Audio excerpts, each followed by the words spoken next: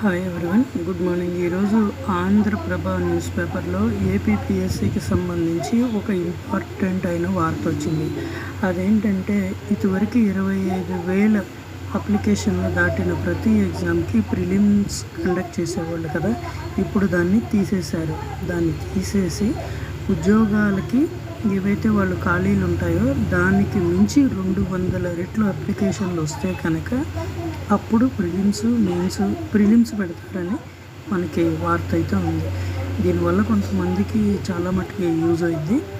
What ever, prelims తీసేయడం, mains డైరెక్ట్గా conduct చేయడం వల్ల ఏపీపీఎస్సీ వర్గాలు ఏం చెప్తున్నాయంటే ఎక్కువ ఖాళీలు పూర్తి చేయడానికి వాళ్ళకి అవకాశం ఉంటుంది.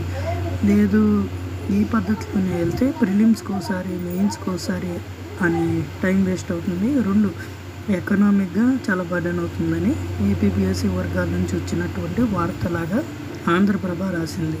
సో మీరు మీ కామెంట్ని తెలియజేయండి. అలాగే నా ఛానల్ని సబ్స్క్రైబ్ చేయండి. Thank you.